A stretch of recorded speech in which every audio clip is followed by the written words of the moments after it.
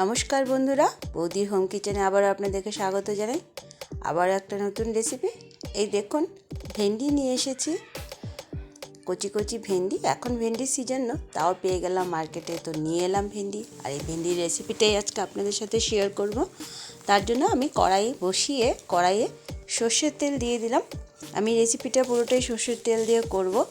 তো সর্ষের তেলটা কড়াইয়ে দিয়ে দিয়েছি এবং খুব ভালো করে সর্ষের তেলটাকে গরম করে নিচ্ছি। সর্ষের তেলটা গরম করা হয়ে গেলে আমি এর মধ্যে ভেন্ডিগুলোকে দিয়ে দিচ্ছি। মার্কেটে বেশ কচি কচি একটু ভেন্ডি পেলাম, তো ওগুলো নিয়ে সেই আমরা এই রেসিপিটা আজকে বানাচ্ছি। তো এবার ভেন্ডিগুলোকে আমি একটু ভাজা ভাজা করে নেব। এর মধ্যে আমি কোনো মশলা দেব না, লবণ হলুদ কিছুই দেব না, জাস্ট ভেন্ডিগুলোকে একটু ভাজা ভাজা করে নিই। তো বন্ধুরা, আপনারা যারা যারা আমাদের চ্যানেলটিকে দেখছেন অবশ্যই লাইক করুন আমাদের ভিডিওগুলো এবং শেয়ার করুন আপনাদের বন্ধুবান্ধবদের সাথে, এবং সাবস্ক্রাইব করলে অবশ্যই বেল আইকনটি প্রেস করতে ভুলবেন না।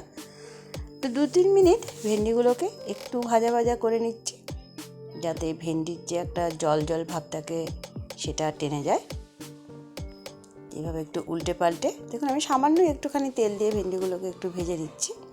তো ভেন্ডিগুলো আমার এই পর্যায়ে ভাজা হয়ে গেছে। এবার আমি এগুলোকে তুলে নেব। এবার এইরকম একটা টিফিন বক্সের বাটি নিয়ে নিচ্ছি, যেটা ঢাকা পুরো টাইট হয়ে লাগবে, সেই ধরনের বাটি নিয়ে নেবেন আপনারা। এর মধ্যে আমি ভাজা করা ভেন্ডিগুলো দিয়ে দিলাম প্রথমে। তারপর দিয়ে দিচ্ছি, আমি এখানে আছে সর্ষে, পোস্ত আর 4টে শুকনো লঙ্কা আমি পেস্ট করে নিয়েছি। এখানে আমি 1 চামচ সর্ষে দিয়েছি, 1 চামচ পোস্ত দিয়েছি এবং 4টে শুকনো লঙ্কা দিয়েছি। আপনারা আপনাদের যতটুকু ভেন্ডি নেবেন সেই অনুযায়ী মশলার পেস্টটা তৈরি করবেন। এটা দেওয়ার পর আমি এর মধ্যে দিয়ে দিচ্ছি একটা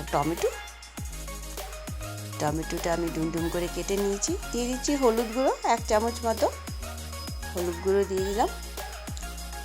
আর আমি এর মধ্যে দিয়ে দেবো সর্ষের তেল। আপনারা অলরেডি বুঝতেই পেরে গেছেন আমি ভেন্ডি ভাপা তৈরি করছি। তো এবার আমি এটা দেওয়ার পর এর মধ্যে পরিমাণ মতো লবণ দিয়ে দিচ্ছি। লবণটা অবশ্যই আপনারা আপনাদের স্বাদ অনুযায়ী ইউজ করবেন। এবার ভালো করে এই মশলাগুলো ভেন্ডির সাথে মিক্সড করে নেব। হাত দিয়ে ভালো করে সব ভেন্ডির সাথে পুরো মশলাটাকে মিক্সড করে নিতে হবে। এই দেখুন, আমি পুরো মশলাগুলো ভেন্ডির সাথে মিক্সড করে নিচ্ছি। ভালোভাবে সব ভেন্ডিতে যাতে মশলাগুলো লেগে যায় সেদিকে খেয়াল রাখবেন। আমি এখানে আর এক্সট্রা কোনো লঙ্কা ইউজ করছি না। এটা আমার মিক্সড করা হয়ে গেছে।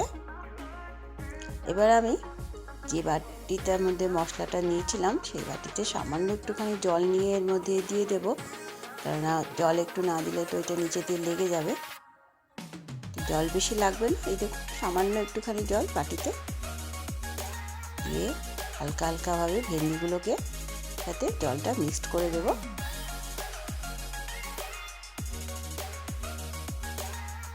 এভাবে অল্প অল্প করে জল দিয়ে দিয়ে পুরো মশলার সাথে ভেন্ডির সাথে মিক্সড করে দিতে হবে।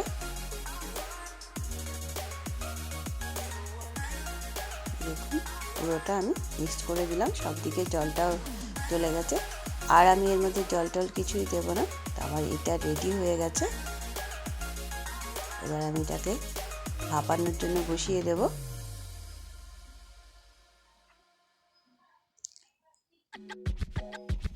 তো এর উপরে আমি আরেকটুখানি সর্ষের তেল দিয়ে দিচ্ছি।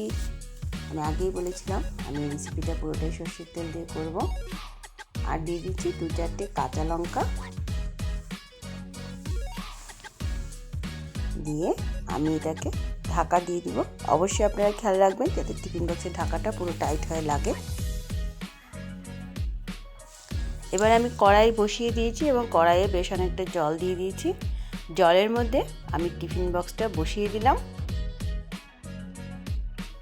এবার একটু ঢাকা দিয়ে দিব। আপ টু 15 মিনিটসের মতন লাগবে। গ্যাসের স্টিমটা একটু মিডিয়ামে রেখে 15 মিনিটের মতো এটাকে ভাপিয়ে নিতে হবে। 15 মিনিট পর আমি গ্যাসটা অফ করে দিয়েছি। এবার আমি ঢাকাটা খুলছি, কেননা গরম গরম তো এটাকে খোলা যাবে না, একটু ঠান্ডা করে নিয়ে খুলতে হবে। তো চলুন এবার এটাকে নামিয়ে নিই। এই দেখুন নামিয়ে নিলাম এবং এই ঢাকাটা আমি খুলছি।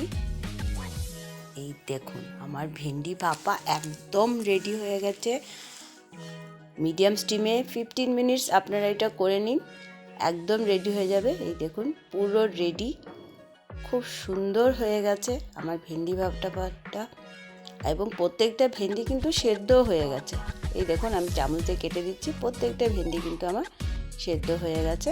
তো অবশ্যই আপনারা এই রেসিপিটা বাড়িতে ট্রাই করবেন এবং অবশ্যই আমাকে কমেন্ট করে জানাবেন কেমন হলো। তো আবারও দেখা হবে নতুন একটা রেসিপির সাথে, ততক্ষণের জন্য ধন্যবাদ।